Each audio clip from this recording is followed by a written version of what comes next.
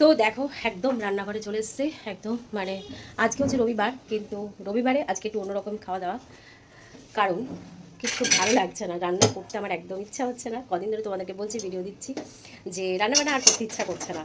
তো ভাবলাম যে আজকে একটু অন্যরকম করবো। অন্যরকম বলতে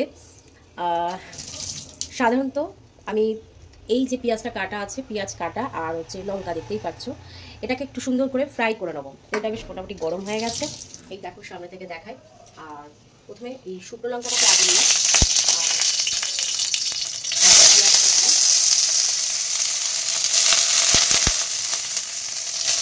আর ঝাল দিতে যাচ্ছে।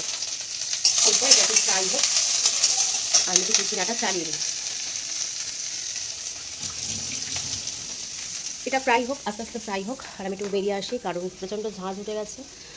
তো এরপর একটু আস্তে আস্তে কমবে। এখানে ব্যাপারটা হচ্ছে যে আমি একটু আলু কী বলে পেঁয়াজ আর শুকনো লঙ্কা ফ্রাই করছি, এই কারণে এই যে ডিম আলু সেদ্ধ করা আছে দেখতে পাচ্ছি, 3টে ডিম আর 4 টুকরো আলু। 4 টুকরো আলু, দেখি 4 টুকরোর মধ্যে 1 টুকরোটাকে রেখে দেবো, নাহলে ফেলে দেবো। এই আলু আর ডিম এই ফ্রাই করার মধ্যে মানে দেবো, মানে টুকরো টুকরো করে ভেঙে দেবো একদম, যাতে এটা মিশে যায় প্রত্যেকটার সাথে, প্রত্যেকটা সুন্দরভাবে মিশে যাবে। মানে পেঁয়াজ, শুকনো লঙ্কা, আলু, ডিম সব মিশে যাবে। এরপর এটাকে ভাত দিয়ে খাওয়া হবে, একদম গরম গরম ভাতে সেটা খাওয়া হবে। আমরা সাধারণত আলু সেদ্ধটাকে এরকম করি, কিন্তু আজকে ভাবলাম না, ডিম আর আলু, পেঁয়াজ, শুকনো লঙ্কা দিয়ে একদম সুন্দর করে মেখে নেবো। মানে এই কড়াইয়ের মধ্যেই হবে, যুদ্ধটা কড়াইয়ের মধ্যেই হবে, প্রত্যেকটার সাথে প্রত্যেকটা।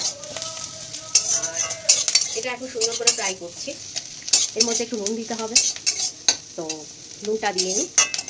আর এটা ফ্রাই হলে এটাকেও দিয়ে দেবো, হয়ে গেলে তোমাদেরকে একবার দেখাবো। এই যে নুন দিয়ে দিয়েছি, আর এই দেখো ফ্রাইটা হচ্ছে।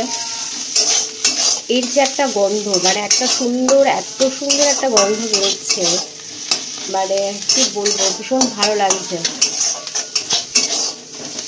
জানি না এটার মধ্যে রসুন দিলে কেমন হতো, কিন্তু রসুন তো আমি দেবো না, শুধু এই পেঁয়াজ আর শুকনো লঙ্কা দিয়ে ব্যাপারটা করতে হবে। আর একটু ফ্রাই হোক, তার মাঝখানে আমি ডিম আলুটাকে দিয়ে দেবো।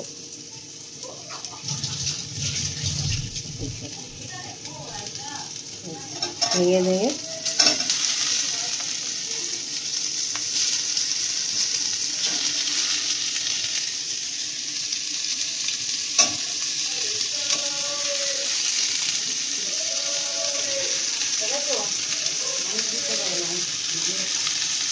আরেকটা ডিম দিব।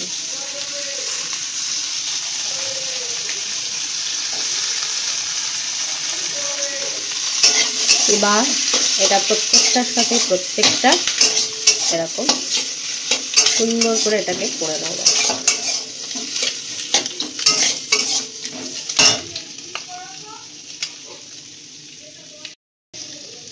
তো এটা আজকে প্রথমবার আমরা খাবো।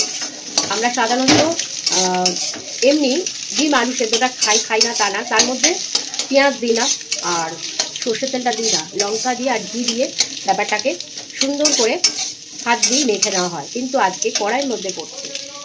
দেখা যাক কীরকম লাগে। তো পুরোপুরি সম্পূর্ণ তারপর তোমাদেরকে একবার ভালো করে দেখাবো। আর আমার হাতটা দেখো একদম আলু ভর্তি হয়ে গেছে। দেখো জিনিসটা এরকম সুন্দর একটা এসছে, এবং আমার তো ভীষণ ভালো লাগছে। এটা যদি গরম ভাতে খাওয়া যায় আরও ভালো হবে। তো আমার ভাত মোটামুটি হয়ে গেছে, তো একদম ভাতটাও হয়ে গেছে এই যে, আর খাওয়া হবে দুপুরবেলায়। এটা একটা অন্যরকম খাবার তৈরি হলো। রেসিপিটা আজকে তৈরি করলাম, একদম দেখো একটা নতুনত্ব। এটা আর কিছুই না, সামান্য ব্যাপার। তো চলো ভিডিওটা এখন এন্ড করি। আর কি করব, আর ভিডিও এন্ড করার আগে দেখাই তোমাদের, এই যে বড়িটাকে ফ্রাই করব, ফ্রাই করে এটা আবার মধ্যে পোস্তর মধ্যে দেব। আর এটা তো হলো, আর যদি ডিমের অমলেট খায় তাও ডিমের অমলেটটা করে নেব। এটাও 3টে ডিম দিয়ে করলাম ব্যাপারটা।